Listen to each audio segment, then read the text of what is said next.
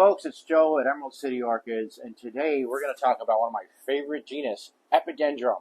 Epidendrums grow in Central and South America, and they're actually, believe it or not, in the Cattleya alliance.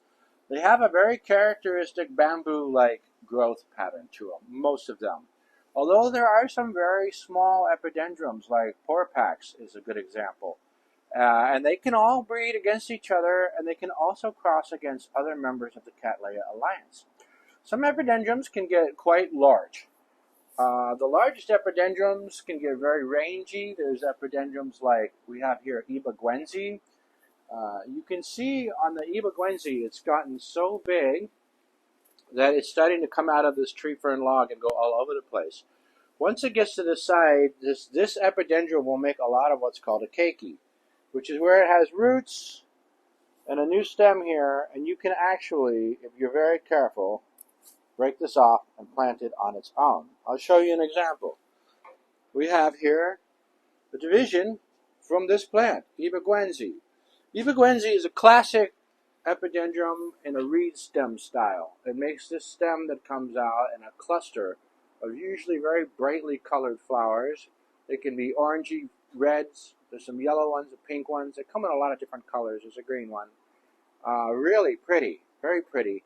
And this plant, at this age and size, can stay in flower for about 10 months out of the year here in our nursery. But these things are really aggressive plants. They start small, and they can get big, and then eventually they can take over your whole house. Sometimes they'll make a hybrid out of epidendrums.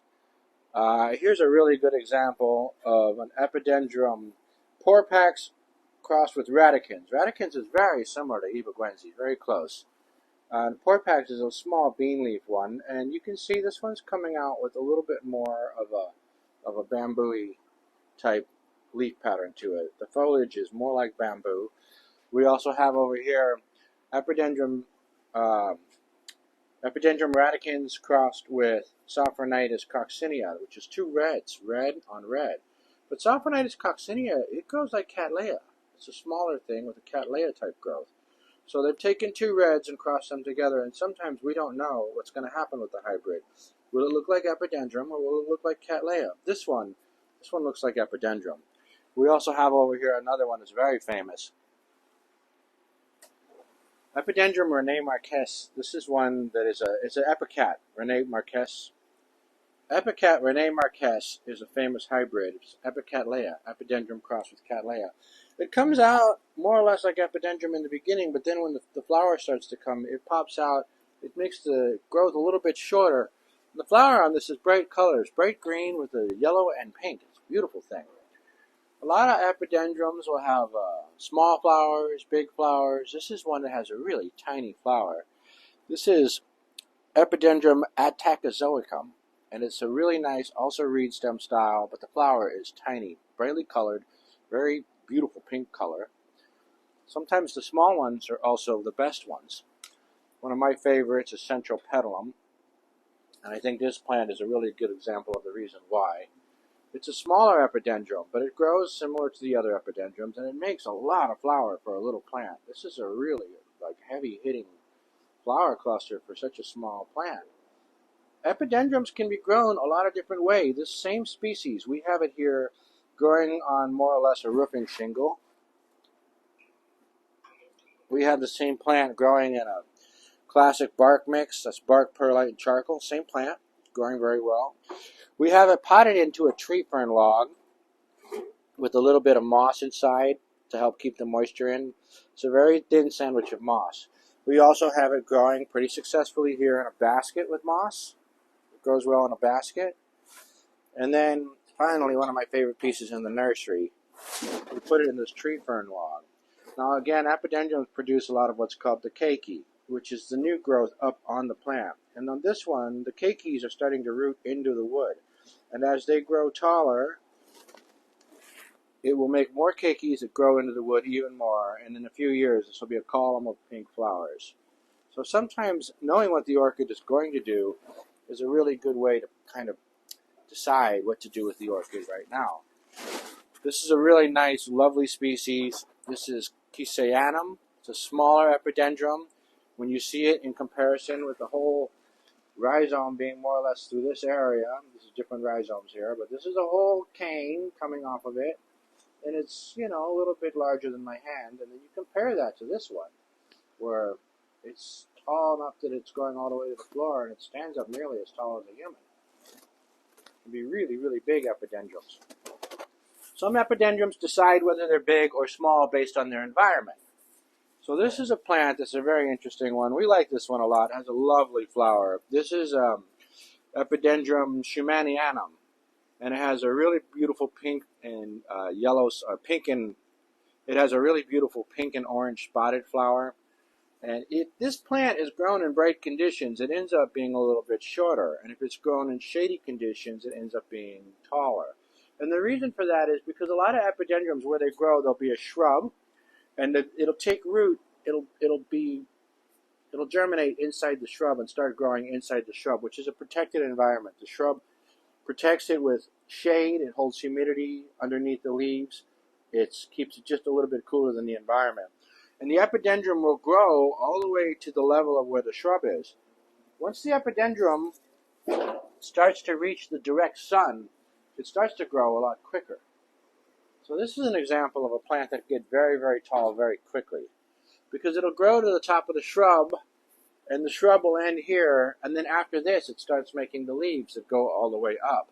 So epidendrum will sometimes use another plant almost like its own little nursery, where it'll take shelter in there and enjoy the protected layer of the other plant. And then when it reaches the size where it is starting to outgrow the other plant, it'll actually get really aggressive and grow a lot of leaves very quickly and steal all the light from the plant that it just grew out of. So it's a really fascinating type of orchids. They grow in the ground, they grow in trees, they grow in bushes, they grow on rocky hillsides. Epidendrums can grow pretty much anywhere where they're getting water and light, which means that epidendrum is also a really flexible plant. This is one I really like. This is Epidendrum plurifolio nocturnum. It has this beautiful milky white flower, and there's a few. There's Epidendrum nocturnum and a few in this family, this area of the Epidendrum family that look like this. The flower is white, it reflects moonlight, and it smells absolutely gorgeous at night. And if you look inside this thing, it's a very aggressive rooter. This type of epidendrum will create roots like you wouldn't believe. And the plant looks dainty and small like bamboo, but when you look at the roots down here, the roots are actually thicker than the canes that the epidendrum's putting out. So this is a plant where the root structure on it really determines the health more than anything else. If this thing has really strong roots, you can do just about anything with it. We like to come up with real fun new ways to grow plants around here. So we decided to take one of these, put it in a ukulele.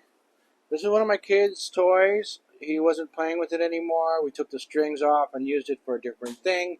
He doesn't like playing the guitar or the ukulele, so we were getting ready to chuck this out. I drilled holes in the bottom of it to allow for drainage, and I put all of the roots inside of it. And this plant is really doing well. It's even making a flower on the tip here. Look at that.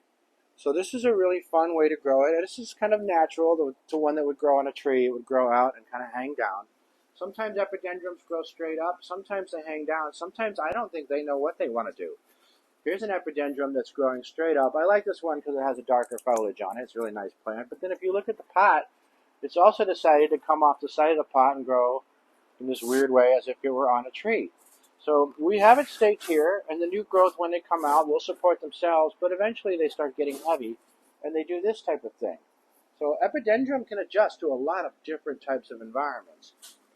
There is a lot of diversity within the family. Here's one that is exceedingly weird. This is actually the inflorescence. And the flowers that come off of it come off of these little corners. It's not in full bloom right this moment, but it will be soon. It has a little green flower. And green on green, it's hard to see. Why would you make a green flower? I don't know.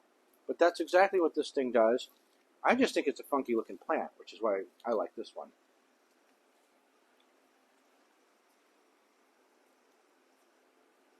One of my favorite ways to grow an epidendrum is to pop it in a tree fern log. This epidendrum is Epidendrum aureon, and here's a picture of what it looks like. Nice little pinky orangey thing. And inside, there's nothing. There's nothing inside the tree fern. We took the plant and we just shoved it in there, roots and all. And this one's made a root that's come out the outside. It'll pretty soon start having roots come out the bottom. The inside of this is all roots. right? We accidentally busted this one, we broke it. And then look, the part where we broke it, it just continued to grow. And it grew down this way, and now it's turning to grow back up. So these plants can be very robust. They can be very strong. Epidendrums can make a lot of keikis. They can lose all the leaves like this here. This is an old one, and it's still alive down here and still can make keikis down here. So sometimes we cut these off to keep it looking neat and tidy, and sometimes we just let them go because that's where the new baby might come off from.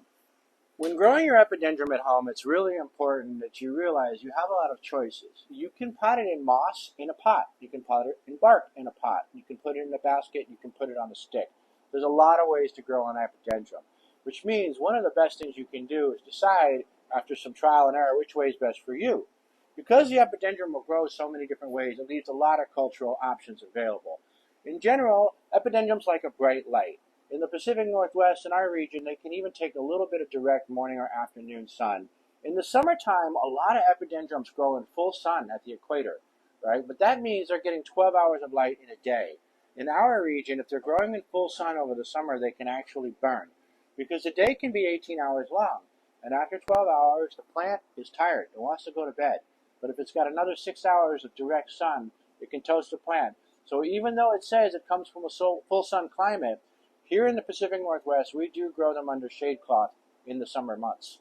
But they can be grown quite bright. Again, the brighter you grow it, the more compact the plant is probably going to end up being. If you want a plant that's a little bit bigger, grow it in a shadier environment. You can grow this thing inside your house. It will get quite large. So just be ready when the keikis start coming out to break them off and make new divisions, share them with your friends, take them to the orchid show and sell them to the other people out there.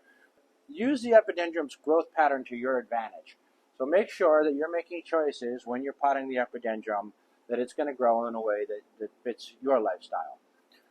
Fertilizing with these is kind of important. You want to fertilize once in a while. You want to do a low dose of fertilizer, but not with every single watering. I would say maybe once a month in the average home is fine. If you fertilize really heavily and it's the type of grower that you are, that's okay. Just come back a little bit later and flush the thing after fertilizing heavily with some clean water, and you won't get so much in the way of salt buildups inside the pot. But epidendrums do like having a little fertilizer. The temperature range on them is also really wide. A lot of epidendrums come from some very high altitudes in the Andes Mountains. That means that some of these things can get super bright, super hot. They tend to be the bigger ones. And then the ones that are a little bit on the smaller side, they're growing at high altitudes, they can actually take a cooler climate. So again, if you're in a place like the Pacific Northwest, these are really, really great plants. I love this thing because it can get really cool. This plant in our nursery goes down to 55 and it does just fine. So you can grow this inside your house even if you have a cooler house in the Pacific Northwest. Epidendrums, like all orchids, are prone to pests and diseases. So one thing you should make sure that you're keeping track of is just looking at the tips of the growth crowns. One of the things that does happen to them quite often is mealybugs. Epidendrums can take a good amount of oil if you like to use oil as a preventative measure for insects. They do really well with a lot of other treatments too. So if you do get any pests or diseases in the epidendrum, just check in there in the tips. That's where they usually show up. And make sure you're keeping that area clean, and the rest of the plant will probably be okay. If they get really large and you contract a pest or a disease, it can be a little bit much to try to take care of it. So just keep an eye on them and make sure you're keeping them clean. Typically, an epidendrum does like quite a bit of water, so I would recommend in your average home to water twice a week. In the winter, it might be just once a week.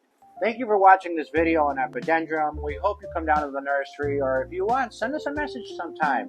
Wonderful plant. We have a lot to choose from. Come get one for your house.